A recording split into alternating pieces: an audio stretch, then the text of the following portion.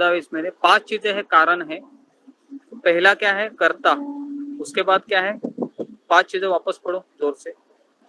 कर्ता, कर्ता कर्म, का स्थान कर्म का कर्ता स्थान मतलब कर्ता, स्थान, शरीर, स्थान मतलब शरीर जगह, शरीर। हाँ, शरीर जी। बराबर। दूसरा, और विभिन्न विभिन्न इंद्रियां, अनेक प्रकार की चेष्टाएं तथा परमात्मा, ये 5 कर्म हाँ, के एक कारण है। मिनट, एक मिनट, धीरे धीरे पढ़ो, समझ। पूरे 5 नहीं पढ़ना, एक एक चीज करो, उसको फिर मैं उसको एक्सप्लेन करता हूँ।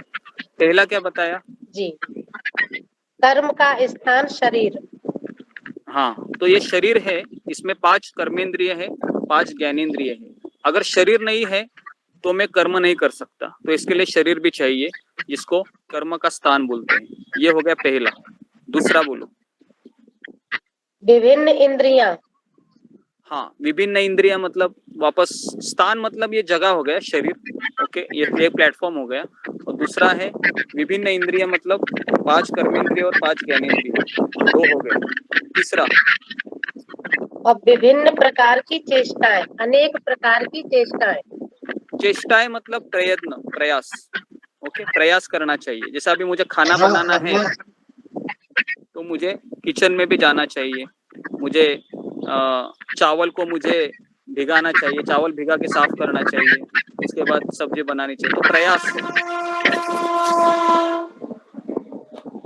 तथा उसके बाद परमात्मा, परमात्मा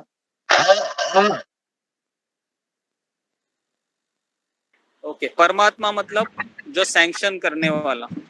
सैंक्शन कौन करता है? परमात्मा करता है। ओके, 4 हो गए, बराबर है। और 5वां, परमात्मा के बाद तो कुछ नहीं दिया गया, ये 5 कर्म के कारण है, ये बताया है। तो आपने 5 बराबर पढ़ने। पहला है शरीर हो गया, उसके बाद कर्म का इंद्रिय। स्थान शरीर, हाँ, वो कर्ता, पहला हो गया। कर्ता हाँ, गुरु विभिन्न कर्ता नहीं पढ़ा इंद्रियां। आपने, ठीक है, कर्ता रह गया था। कर्ता मतलब मैं, तो मैं कर्ता मतलब इच्छा करना, खास करके मैं इच्छा करता हूँ। करने के लिए स्थान भी चाहिए, तो मेरा यह स्थान शरीर है। तो शरीर होने के बाद भी इंद्रिया चाहिए, कर्मेंद्रिय और ज्ञानेंद्रिय, उससे मैं कार्य करूंगा। 3 हो गए।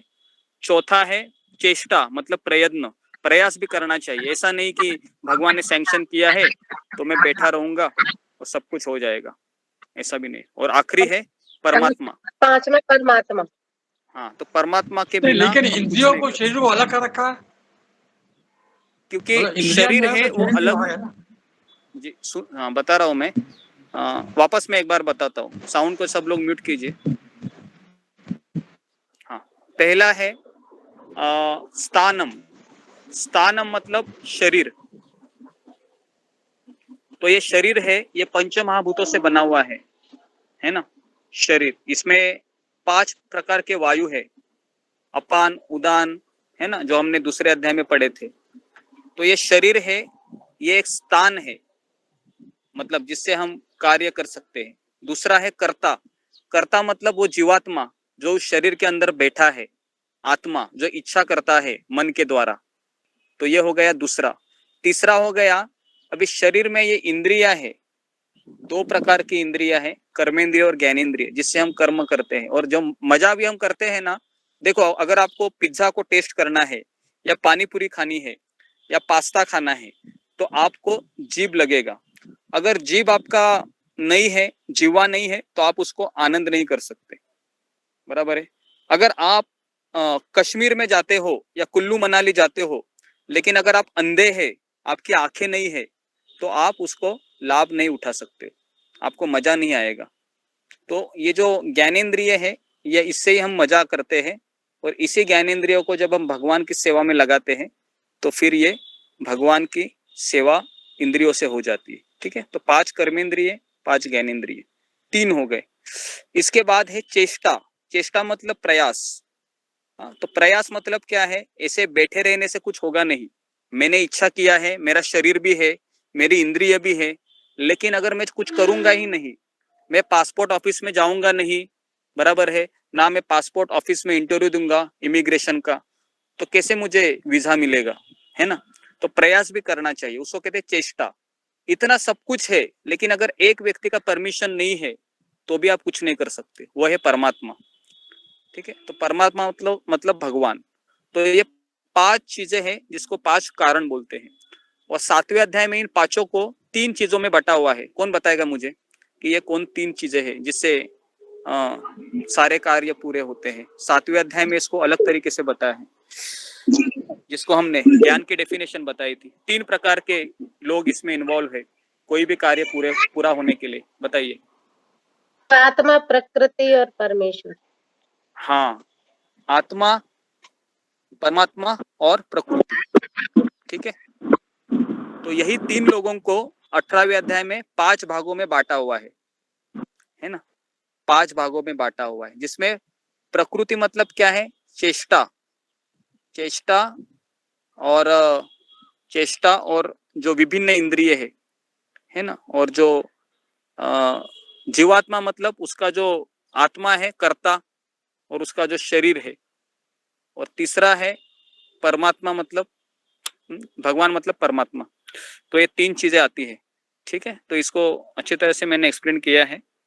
तो कोई मुझे उदाहरण देना चाहेगा कि किस तरह से ये कार्य होता है?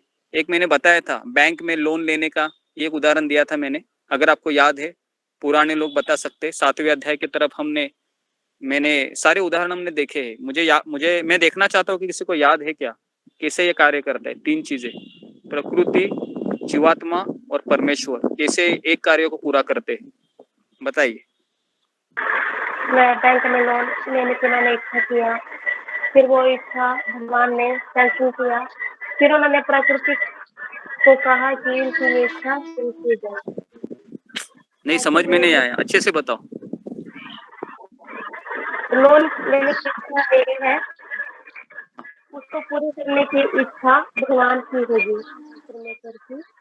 और उनको वो प्रकृति को बोलेंगे कि इनकी ये इच्छा पूरी की जाए, तब वो इच्छा मेरी पूरी होती है। अच्छा, ठीक है, प्रयास अच्छा किया है, लेकिन एक्सप्लेनेशन, डिटेल एक्सप्लेनेशन देना चाहिए। जैसा अभी मैंने घर लेने की चेष्टा किया, अभी मैं घर खरीदूंगी तो मुझे क्या चाहिए? लोन चाहिए। तो मैंने क्या किया? मैंने एक फॉर्म फिलअप किया।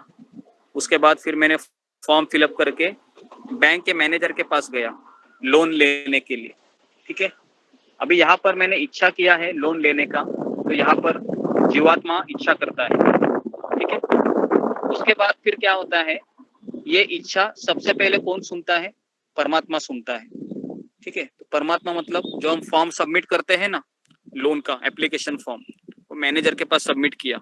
सारे हमने डॉक्यूमेंट भी अटैच किए है ना। क्या आधार कार्ड, उसके बाद जो 6 महीने का बैंक का स्लिप होता है, बैंक स्टेटमेंट, उसके बाद प्रॉपर्टी का सारा हम कागज है सब ऐड किया, वो सब सबमिट किया।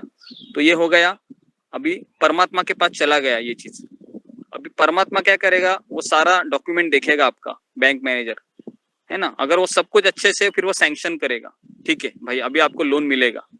फिर अभी लोन मिलेगा तो किसको देता है? वो जो बैंक मैनेजर, फिर वो उसके एग्जीक्यूटिव को बोलता है, जाओ अभी इसको जरा बैंक लोन का जितना भी अमाउंट है उसको दे दो चेक।